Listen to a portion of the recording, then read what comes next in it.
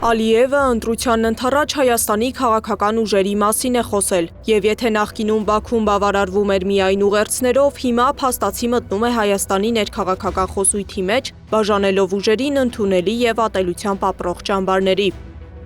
Հայաստանում որոշ քաղաքական ուժեր ապրում են Ադրբեջանի նկատմամբ ատելության զգացումով, քանի դեռ սա շարունակվում է, մենք պետք է զգոն լինենք։ Նախընտրական փուլում այս ձևակերպումները սոսկ հակահայկական խոսույթ չեն, դրանք նաև քաղաքական ազդակ են։ Ընդ որում այնպիսի ազդակ, որը փաստացի համընկնում է Նիկոլ Փաշինյանի իշխանության հիմնական քաղաքական թեզի հետ։ Եթե գործող իշխանությունը չվերարտադրվի, տարածաշրջանում կարող է նոր էսկալացիա սկսվել։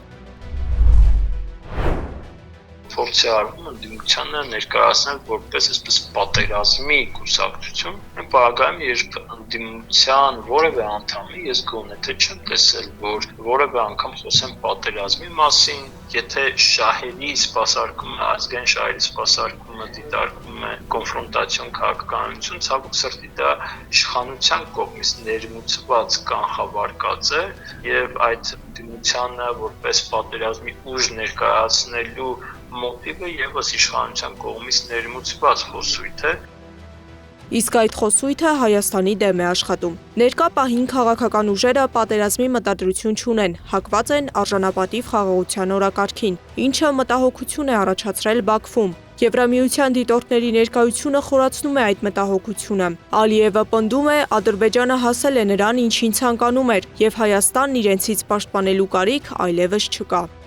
Եթե մենք ցանկանայինք, կարող էինք ռազմական գործողություններ իրականացնել ամենուր։ Հայաստանի ղեկավարությունը գիտի դա, եւ նրանց ետևում կանգնածները նույնպես գիտեն դա։ Անկախ նրանից, թե որքան աջակցություն են նրանք տրամադրում Հայաստանին, նրանք գիտեն, որ մեր ուժի դեմ ոչ մի շանս չունեն։ Նրանք անօգնական են։ Բաքուն չունի պահանջներ, բայց չի դադարում եվրոպական դիտորդներին թիրախավորել։ Այստեղ է առաջանում հիմնական հակասությունը։ Ադրբեջանին պետք չեն ականատեսներ, որոնք կխոչընդոտեն Ադրբեջանի ծրագրերի իրականացմանը։ Ադրբեջանը վախենում է, որ եվրոպացիների առկայությունը այստեղ եւս կարող է նպաստել նրան, որ Ալիևը էժան գնով կստանա այն, ինչ կարող է նրա վրա ավելի թանկ նստել։ Ադրբեջանը փորձում է միջազգային հանրությանն ու հայկական լսարանին միաժամանակ փոխանցել մի քանի տարբեր ուղերձ։ Մի կողմից հայտարարել, թե հակամարտությունն ավարտված է, մյուս կողմից շարունակել ներքին լսարանին պահել չլուծված կոնֆլիկտի տրամաբանության մեջ։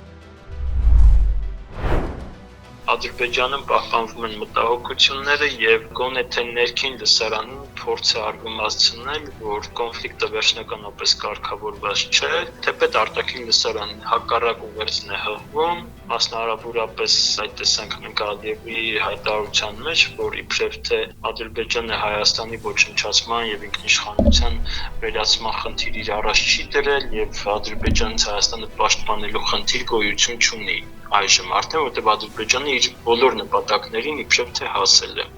Այս ամենի ֆոնին փորձագետները նկատում են, Բաքուն աստիճանաբար ներգրավում է Հայաստանի նախընտրական խոսույթի մեջ ոչ միայն գնահատելով հայաստանյան քաղաքական ուժերին, այլ նաև ակնարկելով, թե դրանցից որոնք են խնդիր ստեղծող, իսկ որոնք առավել կանխատեսելի Ադրբեջանի համար։ Ու եթե նախկինում Ադրբեջանի ուղերձներն ուղղված էին բացառապես Հայաստանի իշխանությանը, ապա այժմ դրանք հասցեագրվում են նաև հայ ընտրողին։